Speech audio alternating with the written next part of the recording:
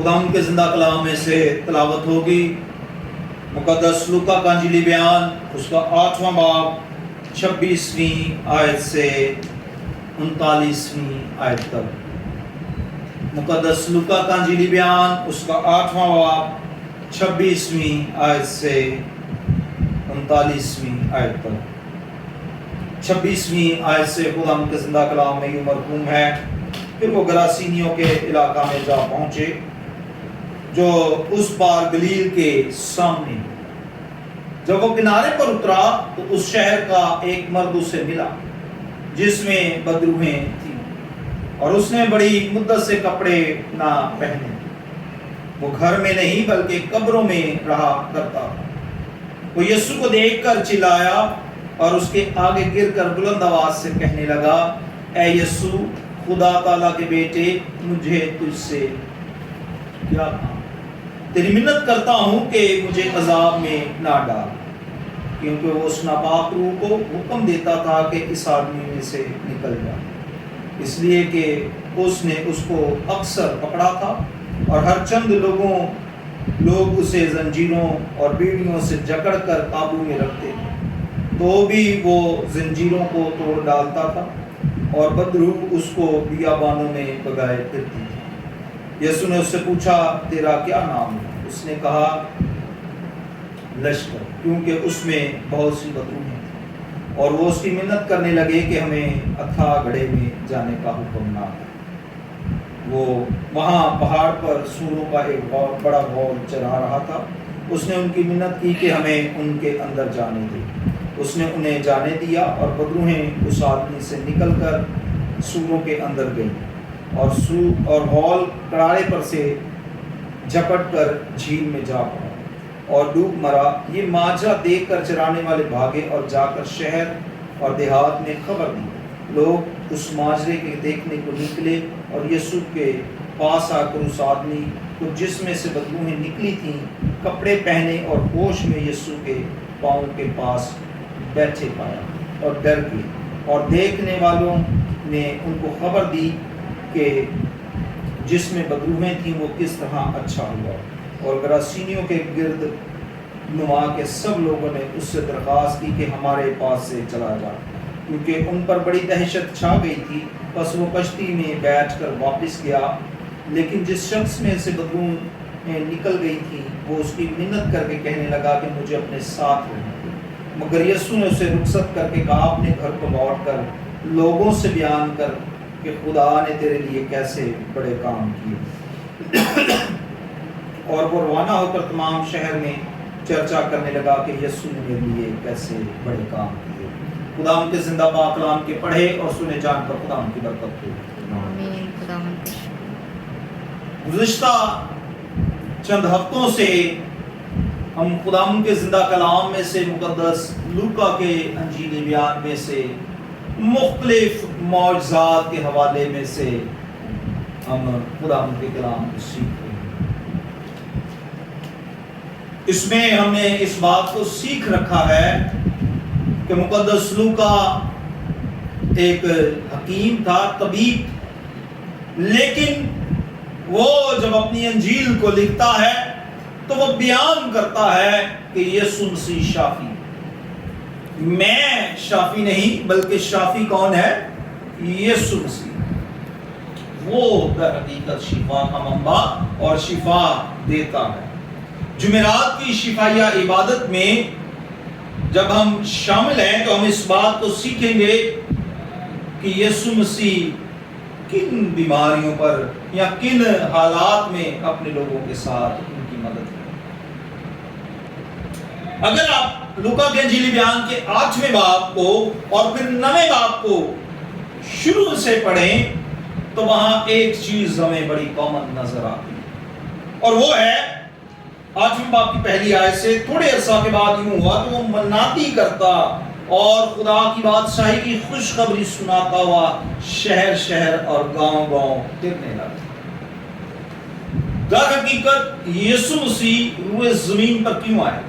وہ اس لیے آئے تھے کہ خدا کے بادشاہی کی منادی، خدا کے پیغام کو، کہ بادشاہی کے پیغام کو لوگوں تک کیا کریں، پہنچائیں کہ اس کی بادشاہی نزدیک آ رہی ہے۔ اور پھر اگر آپ نویں باب میں جا کر دیکھیں، نویں باب کی دوسری آیت، تو وہاں لکھا ہے اور انہیں خدا کی بادشاہی کی منادی کرنے اور بیماروں کو اچھا کرنے کے لیے بھیجا۔ نہ صرف یسوع مسیح خود، بلکہ وہ اپنے شاگردوں کو، رسولوں کو اس بات کے لیے تیار کرتا تھا کہ لوگ اس کے ساتھ جو ملیں یا جو اس کی شاگردیت میں آئے، اس کے رسول ہوں، وہ خدا کی بادشاہی کی کیا کریں، منادی، اس بات کا پرچار کریں کہ خدا کی بادشاہی بہت قریب۔ در حقیقت یہ سارا انتظام خدا کی بادشاہی کے لیے۔ آج جو حوالہ پڑھا گیا ہے، ہم جانتے ہیں، بڑا مشہور یہ واقعہ کہ ایک ایسا شخص جس میں ایک بڑا لشکر تھا بدروؤں کا، ایک بدرو نہیں تھی بلکہ اس میں کیا تھا، بہت ساری بدرو ہیں۔ اگر آپ 27ویں آیت میں دیکھیں تو اس کے ایک حصے میں لکھا ہوا ہے جس میں بدروؤں تھی اور اس نے بڑی مدت سے کپڑے نہ پہنے۔ شروع میں ہم نے اس بات کو سیکھا ہے کہ یسوع مسیح کس لیے آیا، کہ خدا کی بادشاہی کی منادی کرے، خدا کی بادشاہی کی کیا کرے، منادی کرے۔ اب یہ جو شخص تھا یہ خدا کی بادشاہی سے دور تھا۔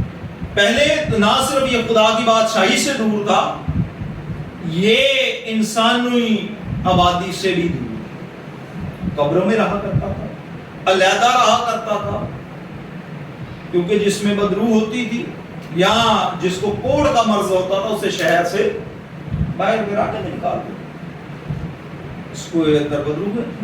یہ جکڑا ہوا تھا، زنجیروں سے اسے باندھا ہوتا تھا ہر وقت۔ اور اگر آپ اس حوالے کو پڑھیں تو وہاں لکھا ہے وہ اکثر اس کو پٹک، یعنی کہ یہ ابلیس کی بادشاہی میں تھا، ابلیس جیسے اسے استعمال کرنا چاہتا تھا ویسے وہ استعمال کر لیتا تھا۔ اور لکھا ہے یہ ننگا تھا، بغیر کپڑوں میں، یعنی کہ اسے کچھ ہوش دین اور دنیا کی خبر نہ۔ ابلیس نے اسے فی الحقیقت اسے سمجھنے کے اپنی بادشاہی میں لے رکھا تھا۔ اس کی زندگی پر ابلیس کی حکومت، جیسے ابلیس اسے استعمال کرنا چاہتا اسے استعمال کرتا۔ اسے کچھ خبر نہ تھی کہ میں کس طرح سے مجھے اٹھنا ہے، بیٹھنا ہے، کھانا ہے، ٹوٹلی جیسے ابلیس چاہتا وہ ویسے کرتا۔ اب یہاں یسوع مسیح روئے زمین پر جیسے ہم نے پہلے سیکھا ہے کیوں آئے تھے، کہ آسمان کی بادشاہی کی زمین پر منادی کریں اور اس بادشاہی کو زمین پر قائم کریں اور لوگوں تک اس کی منادی کو پہنچائیں کہ خدا کی بادشاہی زمین پر آ چکی ہے، اور وہ لوگوں تک اس بادشاہی کو پہنچائیں تاکہ لوگ اس بادشاہی میں داخل، لوگ کیا ہوں اس بادشاہی میں۔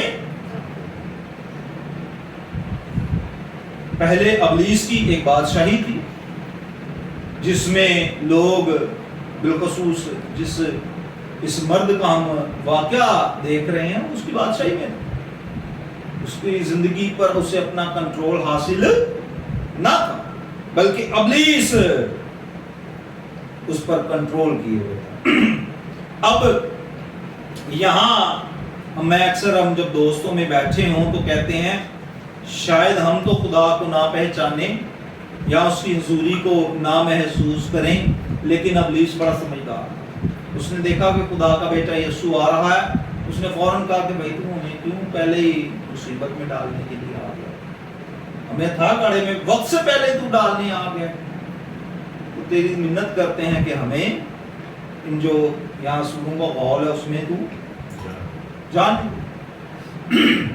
یعنی کہ ایک وقت آئے گا جب وہ، میں آج ایک بڑی خوبصورت پوسٹ دیکھ رہا تھا کہ ابلیس نے انسان سے کہا کہ میں تیرا ماضی جانتا ہوں جو کہ بڑا گناہگار داغدار ہے، لیکن جو خدا کے لوگ ہیں وہ ابلیس سے کیا کہتے ہیں، تو میرا تو ماضی جانتا ہے اور میں ابلیس تیرا مستقبل جانتا ہوں. وہ کیا ہے؟ اتھا گڑھے کی آگ ہے. اور یہاں بھی ابلیس اسی بات کو بیان کرتا ہے کہ مجھے اتھا گڑھے میں ڈالنے کے لیے تو وقت سے پہلے آ رہا ہے، تو مجھے ایسا کر ان سوروں میں بھیج دے. اور پھر وہ ان میں چلا جاتا ہے. جب یہ شخص ابلیس کی بادشاہی سے آزاد ہوتا تو ہم دیکھتے ہیں 44ویں آیت سے، یہ ماجرا دیکھ کر چلانے والے بھاگے اور جا کر شہر میں خبر دی. لوگ اس ماجرے کو دیکھنے کو نکلے اور یسوع کے پاس آ کر اس آدمی کو جس میں بدروہیں نکلی تھی کپڑے پہنے اور ہوش میں یسوع کے پاؤں کے پاس بیٹھے پایا. پہلے جب یہ یسوع کے پاس نہیں تھا تو یہ کیا تھا؟ ننگا. اسے کوئی ہوش نہ تھی. جب ابلیس کی بادشاہی ختم ہوئی، خداوند کے قدموں میں آ گیا تو اسے کیا ہوا؟ ہوش آ. اب اس نے کیا کیا؟ اپنے حلیے کو، اپنی حالت کو تبدیل کیا اور اس حالت میں آیا جس میں اسے انسان دیکھ سکتا. پہلے یہ انسانوں پر حملہ آور ہوتا تھا، اسی لیے تو اسے بیڑیوں میں جکڑا گیا تھا، باندھ کر رکھا جاتا. اب اسے آزاد، ابلیس کے روحانی اور جسمانی دونوں بندھنوں سے اسے آزاد کیا گیا اور خدا کی بادشاہی میں سے شامل کیا گیا. خدا کے خاندان میں در حقیقت اسے شامل کر دیا کیونکہ اس نے اس کی منادی کو قبول کر دیا. جب میں یہ جملہ کہہ رہا ہوں منادی کو قبول کیا تو اس کا ثبوت یہاں پر موجود ہے. کیسے؟ یسوع کے پاؤں کے پاس بیٹھے پایا اور ڈر گئے، اور دیکھنے والوں نے ان کو خبر دی کہ جس میں بدروہیں تھیں وہ کس طرح اچھا ہوا. اور گراسینیوں کے گرد دو نواح کے سب لوگوں نے اس سے درخواست کی کہ ہمارے پاس سے چلا، کیونکہ اس پر بڑی دہشت چھا گئی تھی. بس وہ کشتی میں بیٹھ کر واپس گیا، لیکن جس شخص میں بدروہیں تھی نکلی تھی اس کی منت کر کے کہنے لگا کہ مجھے اپنے ساتھ رہ. اس نے اس خوشخبری کو جو منادی خدا کی بادشاہی کی گئی تھی اسے کیا کیا تھا؟ قبول، دل سے قبول کیا اور کہا کہ اے خداوند میں تیرے ساتھ رہنا چاہتا ہوں.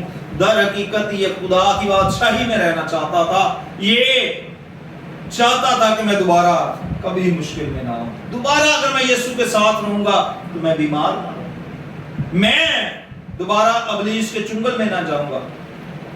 خداوند کے کلام میں لکھا ہے کہ جب ایک دفعہ بدبو نکلتی ہے، جب واپس وہ جاتی ہے تو دیکھتی ہے، اگر واپس کبھی کبھی وہ چکر دیکھے اچھا یہ گھر ابھی بھی خالی ہے تو پھر وہ کیا